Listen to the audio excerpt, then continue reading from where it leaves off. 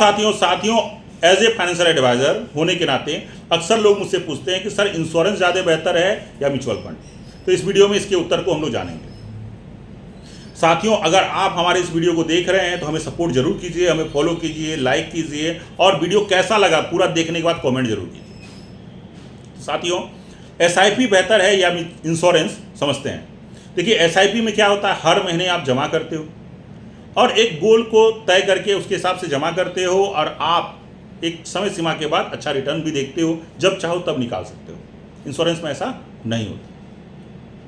Insurance में आप अपने जीवन की सुरक्षा को देखते हो, आप चाहते हो कि हमारे जीते रहते हुए कुछ हमें फंड मिल जाए, क्योंकि इंश्योरेंस कई ऐसी पॉलिसियां हैं जहां पे आप, पहले क्या होता था कि अक्सर लोग यही सोचते थे कि भाई मरेंगे तब पैसा मिलेगा, लेकिन इंश्योरेंस में भी अब कई पॉलिसियां आ गई हैं कि 15 साल 20 साल के बाद आपको अच्छा रिटर्न दे रही हैं, 14 साल के बाद अच्छा रिटर्न दे रही हैं, जितना आपने जमा किया है उसके हिसाब से आपको जीवन भर रिटर्न आ रहा है, आपका इंश्योरेंस कवरेज भी हो रहा है। ऐसी पॉलिसी के बारे में भी समझना तो स्क्रीन पे दिख रहे नंबर पे आप कॉल कर सकते हो।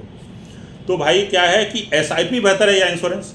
एसआईपी में क्या होगा, आप सिस्टमेटिक ढंग से जमा करोगे, रिटर्न ज़्यादा मिलेगा, इंश्योरेंस में कम मिलेगा। रिटर्न के मामला में इंश्योरेंस में कम रिटर्न मिलेगा।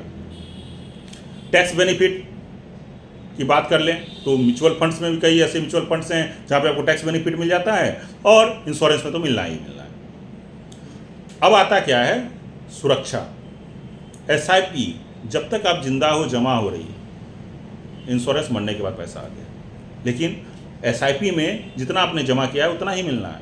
इंश्योरेंस में भी क्या होता है कि आपने मान लो 1 लाख रुपए जमा किए और 1 साल के बाद आप डेथ कर गए, तो क्या होगा कि अगर आपने 1 लाख की प्रीमियम दी 1 साल में, तो आपका लगभग 12 या 15 लाख का पॉलिसी होगा, तो आपको 12 लाख मिलेंगे, यानी आपके फैमिली को मिलेंगे। लेकिन अगर एसआईपी आपने की हुई है, आपने 1000 रुपये या 10,000 रुपये के हिसाब, मंथली के हिसाब से हो या 1000 रुपये डेली के हिसाब से पैसे जमा किए हुए या 500 रुपये डेली के हिसाब से जमा किए हुए 1 लाख रुपये, जिस दिन वो व्यक्ति डेथ कर गया उस दिन जितना जमा है उसी के हिसाब से उसको रिटर्न मिलना है। तो अब क्या है, करना क्या चाहिए, एसआईपी या इंश्योरेंस? तो मेरा कहना है, हमेशा हम लोग बताते हैं एज ए फाइनेंशियल एडवाइजर कि अपने पैसे को एक जगह ना लगाएं, अपने पैसे को पार्ट वाइज अलग अलग जगह पे लगाएं। तो दोनों ही इंपॉर्टेंट है अपने जीवन में। अगर आप इंश्योरेंस में 1 लाख रुपये डालने जा रहे हो तो आप 75,000 रुपये इंश्योरेंस में डालो, 25,000 की एसआईपी ले लो।